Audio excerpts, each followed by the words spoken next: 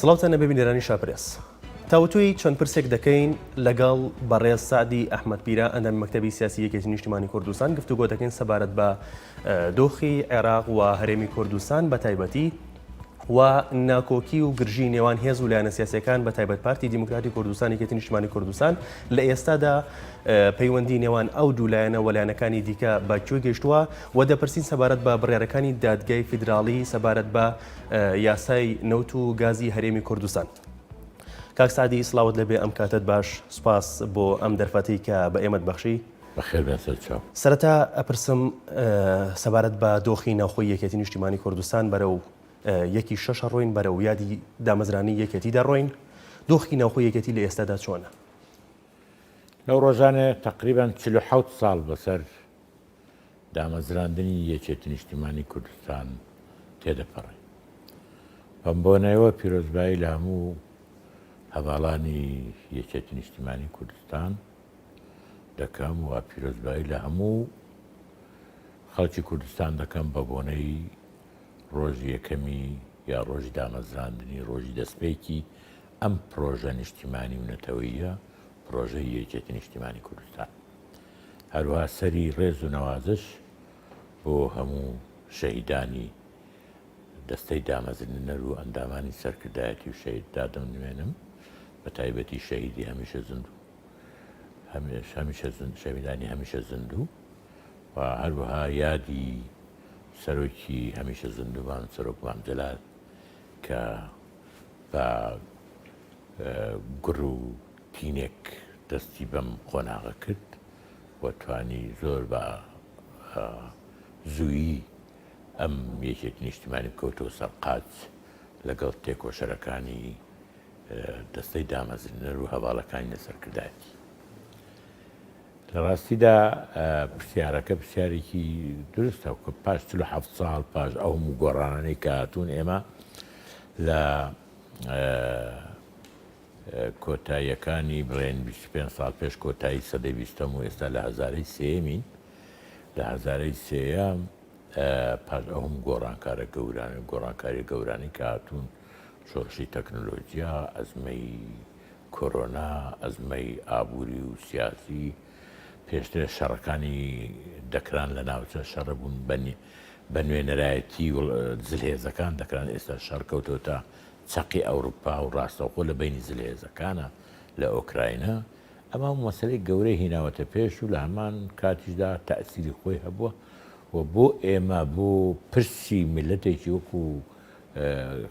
گەلی کوردستان ئەمە دیارە لەم هەموو کێشانێک کە لە دنیا هەیە، لەم هەموو ئازدەنگە سیاسیانەی دنیا هەیە، بە تاکید ئەو وڵاتانەی کە لە دیر زەمانەوە بە بوونی کورد زۆر خۆشحاڵ نین فرسەتێک دەقۆزنەوە کە لە نێوان بۆشاییەکانی کە ڕوو ئەدا لە ئەنجامی ناکۆچیەکان هەوڵدەن خەتریاتێک دروستکەن و لە هەمان کاتیشدا داعمی شپڕزەیی و تێکدانی ڕیزەکانی لایەنە سیاسیەکان دەکەن. ئێمە لە ناو یەکێتی نیشتیمانی کوردستان بەدەرنین،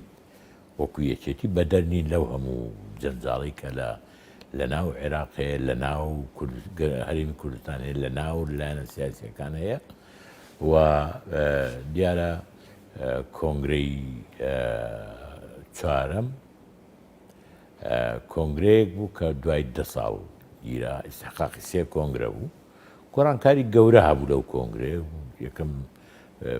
پێکاتە سترەکچەری یەکێتی نیشتیمانی گۆڕانکاری بەزدا، ژمارەی ئەندامانی لە 35 و 55 بوو بە 124 و سیستەمی سکرتێری گشتی بە سیستەمی هاوسەرۆک و لە هەمان کاتیشدا دەستکەوتی گەورە هەبوو. ئێمە پێمان وایە بۆشایی زۆر گەورە هەیە. پێشتر خەڵک واتە سەوری دەکرد یەکێتی نیشتیمانی حیزبی شاری هەولێر و شاری سلێمانی و شاری کەرکووکە،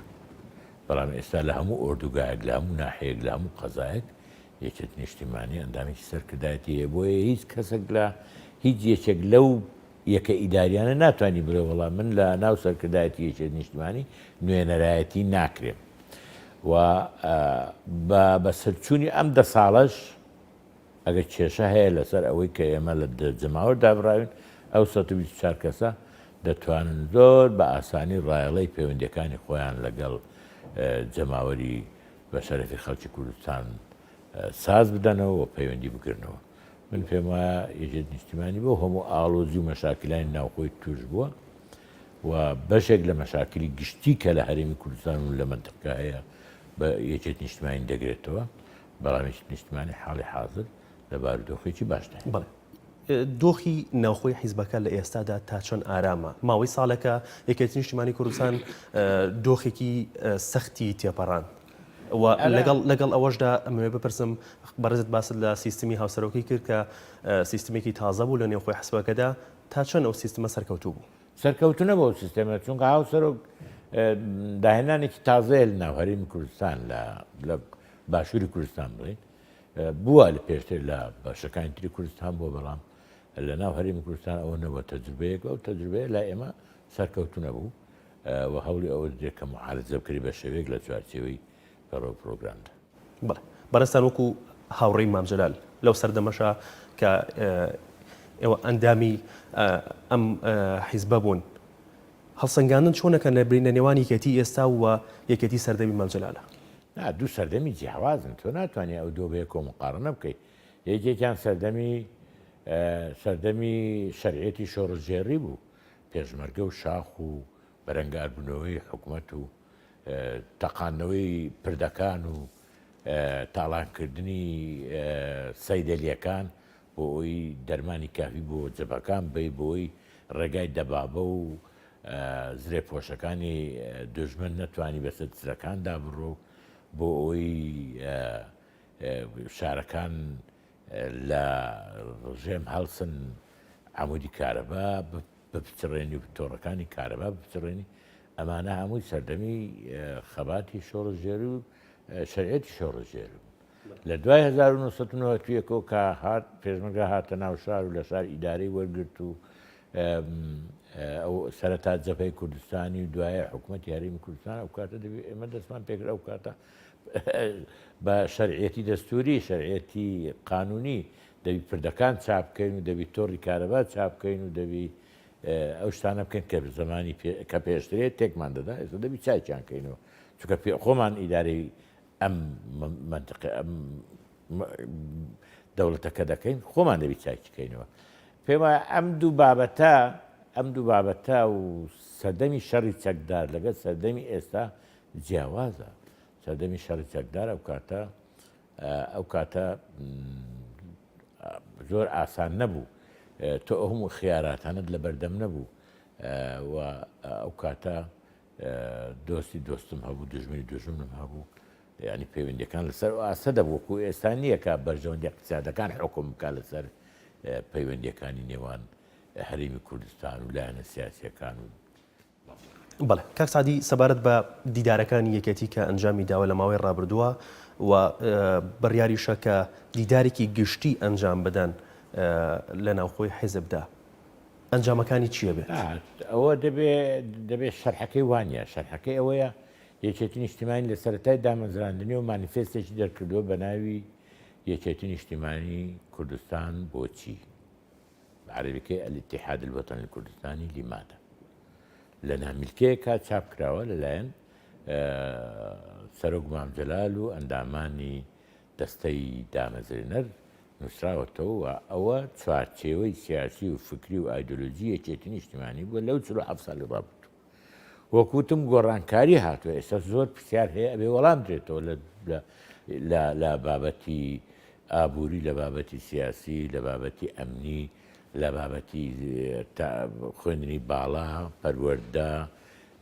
پەیوەندیەکان، یەکسانی جەندەری، زەویوزار، جوتیار، کەرەسەی بەرهەمێنان، بازاڕ، ئەوانە هەمووی وەڵام بدرێتەوە. وەڵامدانەوەی ئەوە بەبێ نوێکردنەوە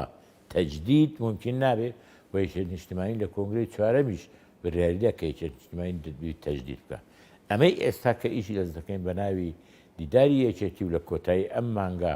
دەگاتە قۆنەر کۆتایی، ئەوەیە کە نامیلکەیەک دەرەچێ دەکا مانیفێست نوێکردنەوەی مانیفێستی یەکێتی نیشتیمانی بۆ قۆناغەکانی داهاتوو، دیسان بۆ وەڵامدانەوەی ئەو پرسیارانەی کەوتم و ئەوە پێم وایە کاری زۆر لەسەر کراوە تقریبان 10,000 کەسێک کۆبەتەوە لە 8 کۆبوونەوەی زۆر گەورە لە بارودۆخێکی وەکەوە ئێستا کە نەوعێک لە نیگەرانی خەڵک لە بەرامبەر دەسەڵات و ئەوانە 10,000 کەس کۆبێتەوە بۆ بابەتێکی لەو بابەتە کارێکی زۆر ئاسان نییە بەس بە یەکێتی دەکرێەوە و ئێستا تەسەور دەکەم لە کۆتایی ئەو مانگە ژمارەیەکی لەوە گەورەتریش دەرچێت بۆ قۆناغی کۆتایی پرۆسەی تەصدیقکردنی ئەم دیدارە و ئەوەش دیسان لە نامیلکەیەک دەنووسێت و دابش دەکرێت و بریتە لە سیاست و استراتیژ و نهجی یەکێتی نیشتیمانی بۆ قۆناغەکانیدا. کاک سعدی باز لە بوونی مەترسیە کرێت لەسەر قەواری هەرێمی کوردستان ئەو مەترسیانە چین کە لە ئێستادا لەسەر قەواری هەرێمی کوردستان هەیە وەک لەم چەند ڕۆژەتا نێردەی تایبەتی نەتەوەی گرتووەکان کار بەدەستان و حکوومەتی هەرێمی کوردستانیشی لە بوونی ئەو مەترسیانە ئاگادار کردوێتەوە. من خۆم خوێنمەتەوە ئەوەی بلاسخارت لە ئەنجومەنی ئاسایشی نێودەوڵەتی نیگەرانی نیشان دەدا کەوە حەوت مانگاڵ بژاردن کراوە لە عێراق وەلایەنە سیاسیەکان زیاتر گرنگی بە دەستکەوتە شخصیەکان دەستکەوتە حیزبیەکان دەدەن لەوەی کە مەشهوری ڕاهیکردنی کێشەی خەڵک بن و دامەزرانی حکوومەتی عێراق ئەوە ڕۆژانەی عێراقا بەڵام ئەوە ناگرێتەوە کە هەرێمی کوردستان ئێستا هەڕەشەیەکی وا تندی لەسەر پێم وایە ئێمە غەدر دەکەین هەمیشە هەوڵی ئەوە بدەین ڕەنگە ئێمە سەرکەوتونە ببووین لە هەموو شتێک بەڵام ئەگە بمانەوێت خەڵک لەو هەڵوێستا سەرنەکەوتوانەمان بمانبووری حڕەشەیەکی گەوریان نیشان بدەین تا لەوەیان یعنی مردنیان پێ نیشان دەین تا بە تایە مەمنون بن ئەوە غەڵەت ئێمە بە پشتیوانی بەم ملەتەی خۆمان بە هەموو کەم و کوڕیەکانیش کە ئەمانە هەنگاوی زۆر گەورەمان بڕیوە پێگەیەکی زۆر باشمان هەیە لە کۆمەلگای نێونەتەوەی بەڵێ کەم و کوڕیمان هەیە نەمانتوانی وەکو پێویستە یارمەتی خەڵک دەن پێم وایە خۆمان غەدر لە خۆمان دەکەین حکوومەتی ئێمە نایە هەموو سێشەمان کۆب بێتەوە دوای کۆبوونەوەکە وتەبێژی حکوومەت ئیعلان کە باسی چی کراوە خەڵک چاوەڕێی چی بکە تربیە نەوعی قسە دەکا خوێنی کۆبوونەوەکانەمەی دووبارەیە زراعە نەوعی قسە دەکا سەحە نەوعی قسە دەکا ئەمە هەڵەیە هەر یەکەش بۆ خۆی قسەکە و هەر یەکەش تەوقعاتی خەڵک ئەوەندە بەرز دەکا نە بە ئیمکانیاتی ئێمە نە بە زانستی ئێمە جێبەجێ ناکرێ بۆیە خەڵک چاوەڕێ ئەوەی کە وعدت پێدا بۆی جێبەجێ بکە ئێ وعدێکی جار زۆر و بێسنوورمان داوە بەبێ ئەوەی ئەو هەموو توانایە هەبێ من پێم وایە ئەگەر هەوڵی ئەوە بدەین پێداچوونەوەیەکی باش بە کاروبارەکانی حکوومەتدا بکەین و هەوڵی ئەوە بدەین پێداچوونەوەیکی باش بەو ناعەدالەتیەی کە لە هەندێ جەمسەری ئەم حکوومەتەدا هەیە ئەوانە چارەسەر بکەین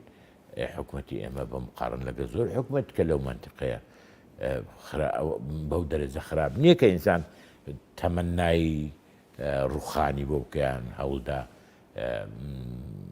بخاتە ڕێزی نەبووان نامشتی بەڵام دۆخی هاوڵاتیان لە ئێستادا زۆر خراپە ینی هاوڵاتیان تەنانەت ئاوات بەوە ئەخوازن کە بچنەوە سەر بەغدا کە تەنانەت دڵیان بە بڕیارەکانی دادگای فیدراڵی خۆشە سەبارەت بە یاسای نەوتوگازی هەرێم چی ئەمەی دروست کردووە من ئەوە بزەبت ئەوەیە کە لایەنە سیاسەکان نایەن بێکەوە تەفاهم بکەن وەکووتم تەوقعاتی خەڵک زۆر بەرز دەکەن و ناشتوان جێبەجێ بکەن بۆی خەڵک تووشی سەدمەیەک دەبی ئەوە لایەک لایەکی تر ئەم حکوومەتەی ئێمە دەبێت لەسەر ئەساسی ئەمە سیستێمەکەمان دیارە پەرلەمانی دیموکراتی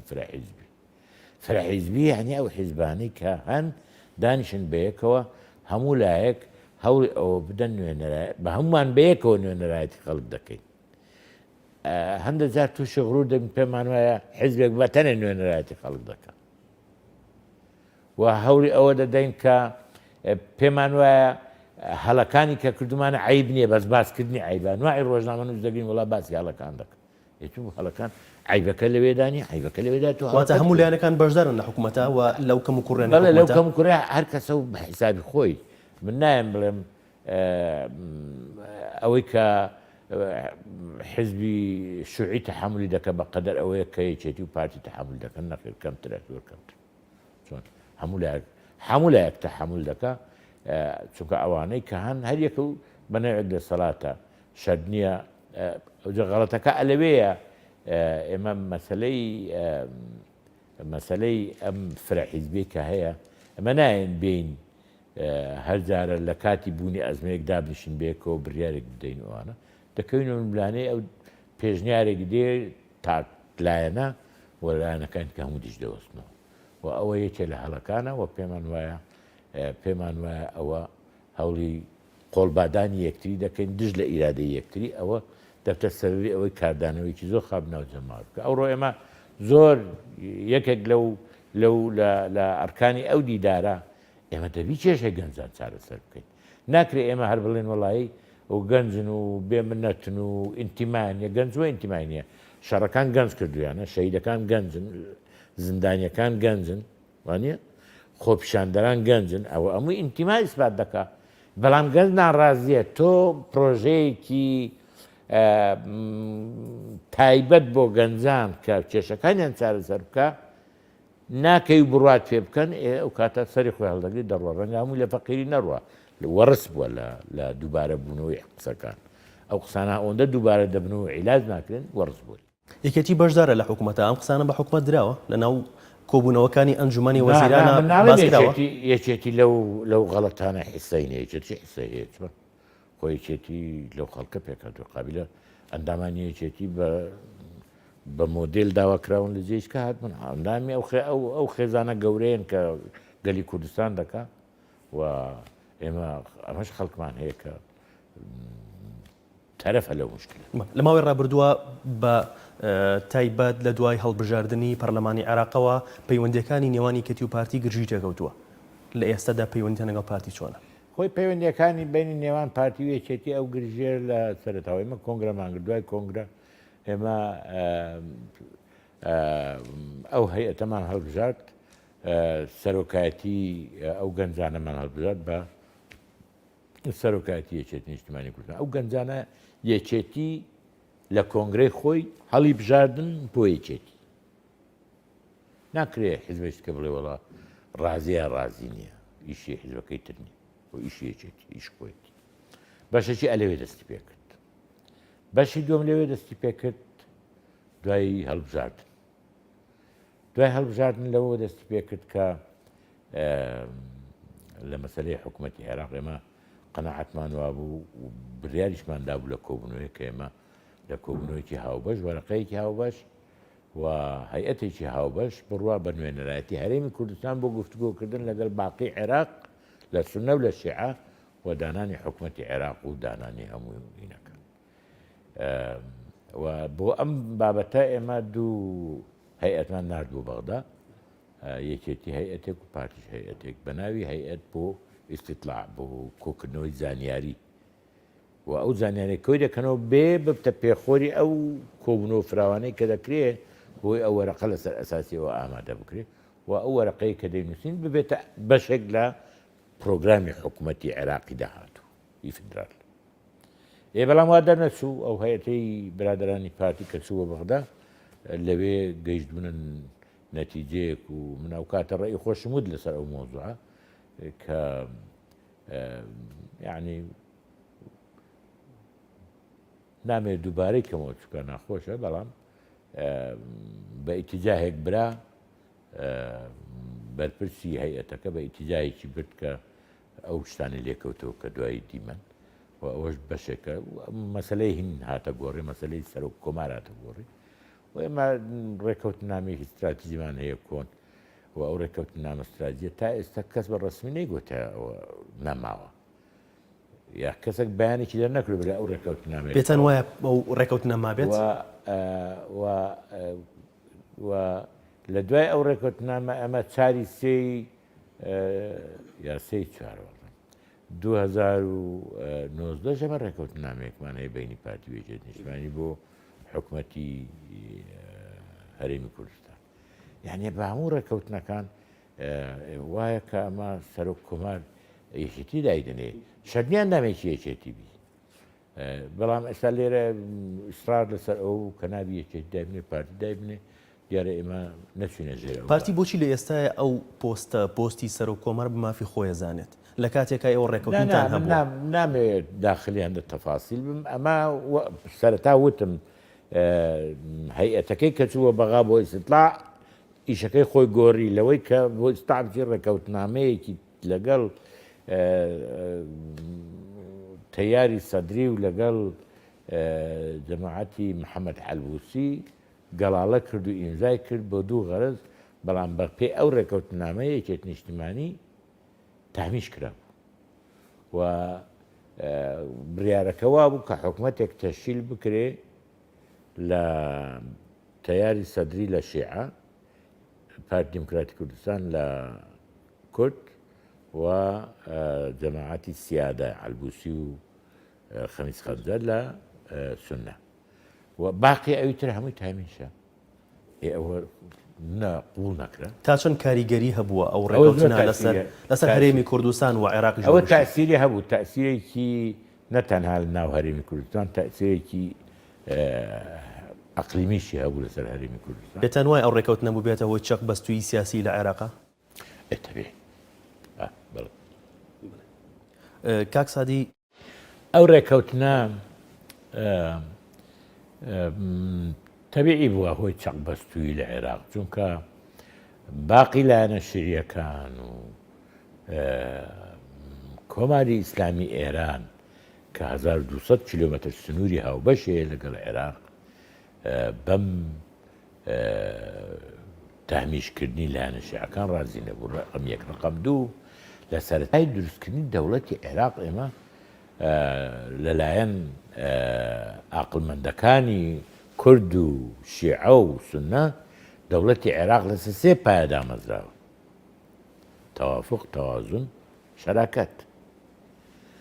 باشە ئەوە لەبەر ئەوەیە چونکە عێراق مۆزاییکی پێکهاتەکانی عێراق هەموو ئەدیان و پێکهاتە ئێتنیکیەکان دەگرێتەوە. ئەتو هەندێکی تامیشکەی نەتوانی بەشداری بکە لە کاتێکدا ئەوانە خۆیان قوربانی دەستی ڕژێمی باسن، کارێکی خراپە. ئێمە هێشتا نەگەیشتن تا و قۆناغی کە بڵێن هەرێمی کوردستان سەقافەتی پەرلەمانی و دیموکراسی و فرەحیزبی بە تەواوی بۆتە بەشێک لە سەقافەتی هەر تاکێک لەو کۆمەلگایە. تا ئەو کاتە ئێمە دەبی مەسلەی تەوافق و تەوازن ئیلتیزامی پێ بکەین. کاک سادی لێک نزیکبوونەوەتان هەیە لەگەڵ پارتی دیموکراتی کوردستان بۆ ڕەوینەوەی ئاڵۆزیانە؟ با بڵێن هەردوو لامان سوودمان وەرگرتووە لە مانگەکانی ڕابردوو لە دەیدەوە تا چەند ڕۆژێک پێش هیچ سەرکەوتنێک بەدەست نەهاتووە، کەوا بوو دەبی تەجروبەی دیوی دووەم بکەین، ئەویش کۆتایی هێنان بە ڕاگرتنی کۆتایی هێنان بە ئەو هەڵمەتی ڕاگەیاندن لە دژی یەکتر. لە ئێستادا ڕاگیراوە؟ نازانم ڕاگیراوە لە ئێوە ئەخناوە تو ئێستا هەوڵ دەیت نوێی کەینەوە، ئەمە نوێی ناکەم و ڕاگیراوە. بەنیازم کۆبوونەوە ئەنجام بن لە داهاتوویەکی نزیکا لەگەڵ پارتی دیموکراتی کوردستان؟ دەبی کۆبوونەوە ئەنجام بدرێت. کۆبوونەوە کە بەس لە نێوان یەکێتی و پارتی بەلایەنەکان دیگە بەشدارە بن. کۆبوونەوە لە بینی پارتی و یەکێتیش دەبی، لە بین لایەنەکانیش دەبی، بۆ کۆبوونەوە پێکەوەش دەبی. یەک کاندیدانە بێت بۆ پۆستی سەرۆک کۆماریان بە هەمان شێوە؟ ئەوە باشتر، تەمە نادەکەم یەک کاندیدمان بێ. یەک کاندید دەبێت؟ کاندیدەکە لە یەکێتی دەبێت یا لە پارتی دەبێت؟ نانەت لە ئەوەی پارتی نابێت، دەبی کاندیدەکە یەکێتی بێ. یەکێتی کاندیدی خۆی ئەگۆڕێت یان بە هەمان کاندیدەوە بەشدارە بێ؟ ئەوەلەن ئێمە کاندیدمان هەیە، ئێمە کاندیدی خۆمان نەگۆڕیوە، ئەو کاندیدا جارێکی پێشتر هەبووە و ئێمە قسەکانمان لەسەر لەگەڵ پارتی لەسەر ئەوەیە. ئەمە ڕێکەوتنامەی استراتیجیمان هەبووە، ئەوان سەرۆکی هەرێمیان هەیە، سەرۆکی حکومەتی هەرێمیان هەیە، جێگیری سەرۆکی پەرلەمانیان هەیە لە عێراق، جێگیری سەرۆکی وەزیرانیان هەیە لە عێراق. بۆیە ئەو پۆستەی کە دەمینێتەوە لەنا ئەوهم پۆستانە تەنها ئەو کاندیدی پۆستی سەرۆکی کۆمارە و پۆستی سەرۆکی کۆمار یەکێتی دایتنی. بەڵێ کاک سادی بەگشتی ئەدەی ئەم کابینێت چۆنە بەلاتانەوە ئایا پێتان وایە جیاوازیەکە بێ لە نێوان ئەم کابینەیە و کابینەکانی پێشترە بێگومان حکوومەتی هەرێمی کوردستان بەڵام سەرەتای دروستبوون و دەست بەکاربوونی ئەم کابینێ بە چاکسازی دەستی پێتان وایە چاکسازی کرابێ؟ تۆ باسی ئەوە نەکەین کابینە فەرقی باسی ئەو بکەین سەردەمەکان فەرقیان چییە؟ ئەو کابینە دەستپێکی ئەو کابینە دیارە پاژماوەی نوێبوونەوەی هەندێ پاژماوەی داعش کە کێشەی ئەمنی دروست کرد لە مانگی 11 ساڵی 2019 کۆرۆنا بە ئەو هینی کۆرۆنا بە تەواوی هەموو منطقەیەکی داگیر کردووە و تەنانەت ژیانیشی ڕاگرتووە و هەروەها ئەو کێشانەی کە هەن لە منطقەیە ئێستاکە لەسەر سنوورەکانی ئێمە شەڕی ئاڵۆزی هەیە شەڕ هەیە مەشاکل هەیە ئەمانە هەموو پێکەوە و ئەو لێک ناتێکگەیشتنەی کە لە ئەنجامی خۆپیشاندانەکانی 2019 لە ئۆکتۆبەر دەستی پێکرد لە ئەنجامیەوە حکوومەتی عێراق گۆڕدرا و انتخاباتی پێشوەخت هات و نەتیجەی انتخاباتەکە هات و پاش ئەوەش نەگەیشتنێک لە نتیجەکانەوە 7 مانگاڵ کراوە ئەمانە هەمووی ڕاستەوخۆیان ناڕاستەوخۆ کاری کردوتە سەر حکوومەتی هەرێمی کوردستان و ئەو لێک ئەو ناکۆچیانەی بینی پارتی و یەکێتیش بەشێک بۆلەوە ڕێگر بۆ لە بەردەم ڕۆژنەوە حکوومەتە و من دەڵێم ئەم کابینەی ئێستا کابینەیە کە باش دەستی پێ کرد بەڵام بێشانس بوو لە پرۆسەی ئیشوکارەکانی خۆی لە سەڵان. کاک سادی سەبارەت بە بڕیارەکانی دادگای فیدراڵی سەبارەت بە یاسای نۆت و گازی هەرێم ئەو بڕیارانەی کە دەرکراوە پێتان وایە جێبەجێ نەکردنی یان جێبەجێکردنی ئەو بڕیارانە لەلایەن حکوومەتی هەرێمی کوردستانەوە لە سوودی قەواری هەرێمی کوردستانە؟ خۆی ئەزانی چۆنە ئێمە ئەزانین کە هەرێمی کوردستان بەشێکە لە عێراق نظامێکی عێراقی فیدرال و پەیوەندی باش لە نێوان هەرێمی کوردستان و حکوومەتی فیدرال دائیمەن هەوڵی پێگەی هەرێمی کوردستان بەهێزتر دەکات و دوورکەوتنەوە لە حکوومەتی فیدرال بە پەیوەندی لە وڵاتانی دەوروبەر کێشە بۆ بار و دۆخی هەرێمی کوردستان ئاڵۆزتر دەکات و ئەو بڕیارێک کە ئەمڕۆ هەیە بڕیاری محکەمەی فیدرالی بڕیارێکە کە بابەتەکە لە ساڵی 2012 ئامادە کراوە بەڵام لە 2012 بڕیاری لەسەر نەدراوە ئەمڕۆ بڕیاری دەدرێ بڕیارێکی سیاسیە بڕیارێکی سیاسیە لەسەر ئەم شێوەی تەعاملی هەرێمی کوردستان لەگەڵ نەتائیجی انتخاباتی پێشوەخت کە ئێستا هێشتا نەتیجەینە ئەوە من پێم وایە ئەوە بە تەسریحاتی تند و بە تەسعید عیلاج ناکرێ هەرێمی کوردستان دێ بە حکمەت هەوڵدە لەگەڵ حکوومەتی عێراق ئەو بڕیارە عیلاج کە بە شێوەیە کە کەمترین زەرەر بە هەرێمی کوردستان بگەێنی و من تەسەور دەکەم خەریکن وە ئەوەی من لە بەڕێز جێگیری سەرۆکی حکوومەتم بیست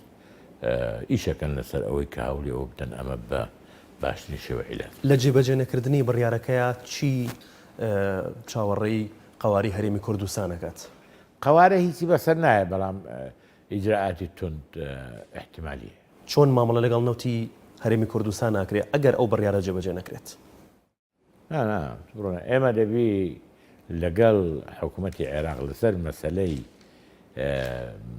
نەوت ئەو مۆزوعی نەوت دوای لێ هاتوو خۆ هەرێمی کوردستان خۆی داینەهێناوە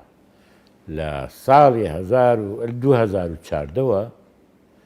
کەمێک پێشی هاتن داعش حسەی هەرێمی کوردستان لە میزانی دەوڵەت قەتعکرا ڕاگیرە لەبەر ئەوەی حیساباتی ختامی نەدراوە هەڵوێستی سیاسی بوو. پێش ئەوە ساڵی 2007-2008 بۆ مادەی 111 و 112 لە دەستوری عێراق کە دوو مادەن پەیوەندی بە نەفت و غازەوە هەیە دەبواە ئەو دوو مادەیە جێبەجێ بکرێت بە قانون و ڕەشنووسی قانونەکە ئامادەکرا بوو تەنانەت بە ئەوەی کە بدرێن بالئەحرف الئولا ئیمزاش کرا بوو بەڵام کەدرا شورای دەوڵەت بیکەتە سیغەیەکی جوانی پەرلەمانی شورای دەوڵەت ناوڕۆکەکەی گۆڕی بوو بۆیە ئەو زەمان بڕیار لەسەر ئەوە درا کە هەرێمی کوردستان تەسەڕوف بکە لەگەڵ نەفت و غاز لە هەرێمی کوردستان بەپێی احتیاجاتی خۆی تا ئەو ڕۆژە قانون دەرەچێت تا ئەم ڕۆژ قانون دەرنەچێت ئێستا کە میزانیەی هەرێم بڕدرا خۆ هەرێم دەبی بە دوای سەرچاوی بگەڕێ بۆ تەمینکردنی پێویستەکانی هەرێم ئەلەوێەوە ئەو عقدانە دەستی بێکرد ئەو عقدانە قانونی نین مەشاکلیان هەیە مەشاکلیان نییە ئەوە دەبی یەکلایەنە سیر نەکرێت دەبی لەگەڵ بارودۆخی ساڵی 2014 کە ڕوویدا قەتعکردنی ئەرزاق لە هەرێمی کوردستان لەگەڵ ئەوە بەیەکەوە بەسرێتەوە بەیەکەوە معالجە بکە و ئێستا کەجان پێم وایە دەبی ئێمە وا سیر نەکەین ئەوە خراپە یا باش دەبی سەیری ئەوکەین کامیان زیاتر بۆ هەرێمی کوردستان ئیمکانیات دیری سوودی زیاتر ئەوە ئیشی حکوومەتە حکوومەت هەڵی سنجێنی کامیان سوودی زیاتر ئەو بەعینادی نابێت بەڵێ کاکسادی لە کۆتاییە ئەمەوێ بزانم دۆخی هەرێمی کوردستان بەرەو کوێ هەنگاوەنێت موچەی فەرمانبەران یەکگرتنی نێوان لایەنەکان پێکێنانی حکوومەتی عێراقی بەگشتی قەواری هەرێمی کوردستان چی لێ دێت و دۆخەکە بەرەو کوێ دەڕۆێت حکوومەتی هەرێمی کوردستان ئێستا ئەوڕۆ لە گفتوگۆدایە و پارتی و یەکێتی و لایەنەکان زۆر لێک دوور نین لەسەر گۆڕانکاریەکانی کە پێویستە بۆ هین بۆ ئەنجامدانی هەڵبژاردن و ئەوە دەبی هەموو لایەنەکان بێ کۆدابنیشن لەسەر کەی هەڵبژاردن دەکرێت ئەمەیان ئێستا زووە مەقسەی لەسە بکەم ئەوەی کە پەیوەندی بە تەبیعی تەئسیری عێراقی لەسەر ئەم بارودۆخی ئێرە هەیە ئەوەی کە پەیوەندی بە حکوومەتی داهاتووی عێراقا تا ئەم لەحزەیەش ئومێد ناکرێت حکوومەتێکی بەهێز و بێچێشە لە عێراق دروست بکرێت ڕەنگە لە ئەنجامی ئەو ناکۆچیانێک کە هەیە لە ناوماڵی شیعە نەگەن نەتیجەیەکی باش یەکێتی لەسەر بڕیاری خۆیەتی سەبارەت بە گۆڕینی یاسای هەڵبژاردنەکان ئەگەر بەرەو هەڵبژاردن بڕۆین یەکەتی دەیەوێت سیستمی هەڵبژاردنەکە گۆڕانکاری تێدا بکرێت بازنەی پێم وایە شتێکی خەمە منطقی تێدانی ئەمە گە 12 بازنەمان بۆ هەڵبژاردننی پەرلەمانی عێراق قبول ئەدی 4 بازنەمان بۆ خۆمان قبول نییە چ لە مەسەلەکەواتە سوورە لەسەر بڕیارەکە نامە تەبی یان ولاکان پێم وایە دەبی منطقی تێدانی قبول نەکە سپاس بۆ بەڕێز سعدی ئەحمەد پیرە ئەندای مەکتەبی سیاسی یەکێتی نیشتیمانی کوردستان سپاس بۆ ئەم دەرفەتی کە بە ئێمەت بەخشی بینەرانی شارپرێز سپاس کە تا ئێستا بینەرمان بوون هیوای کاتێکی خۆشتان بۆ باسی